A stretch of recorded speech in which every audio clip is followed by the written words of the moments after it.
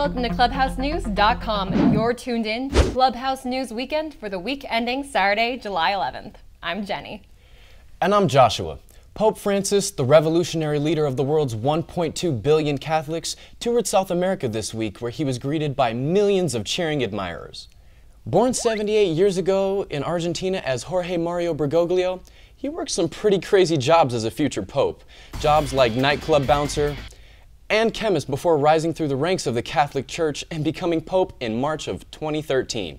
That's when Jorge Bergoglio became Pope Francis, in honor of St. Francis of Assisi, patron saint of animals and the environment. As a part of his efforts to focus attention on the plight of the poor, last week the Pope visited Ecuador, Bolivia, and Paraguay, some of South America's poorest countries. You see, Pope Francis figures that the more we learn about others less fortunate than ourselves, the more likely we are to help. And besides helping the poor, Pope Francis is a champion of protecting the Earth's environment and getting rid of corrupt, that means dishonest, Catholic Church officials. I wonder what he does in his spare time. USA-Cuba relations are officially reopening this month for the first time in more than 55 years, when Cuba's embassy in Washington, D.C. and America's embassy in the Cuban capital of Havana open on July 20th. This is a pretty big deal because Cuba, a tiny island nation of under 12 million people, just 90 miles from the Florida Keys, has been a communist country that was our enemy ever since the Cuban Revolution of 1959, when Fidel Castro overthrew the government to become an all-powerful communist dictator. This was in the middle of the Cold War between Soviet Russia and the USA, which lasted from 1947 to 1991. In fact, Cuba's friendship with the Russians nearly caused a nuclear war in the 1960s after a 13-day standoff between the USA and Russia called the Cuban Missile Crisis. But times have changed.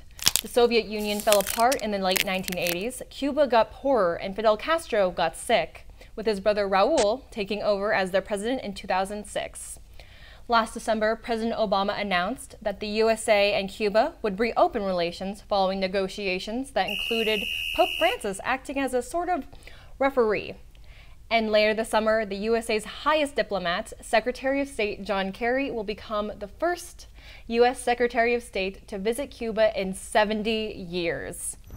The confetti rained down when New York City held a parade for the U.S. women's soccer team to celebrate its World Cup victory. The U.S. women's national soccer team defeated Japan 5-2 on Sunday to win the World Cup in front of over 50,000 fans in Vancouver, Canada. If you thought those 50,000 fans were amazing, over 25 million people, that's right, million, tuned in at home. That's almost the entire population of Texas. This marks their third World Cup win, which is more than any other women's team in the world. Many fans have praised their midfielder Carly Lloyd, who scored 3 goals, also known as a hat trick, within the first 15 minutes. Other fans have praised another midfielder, Megan Rapinoe, for her sick dancing skills. The women were also honored at a rally in Los Angeles and have been invited to the White House.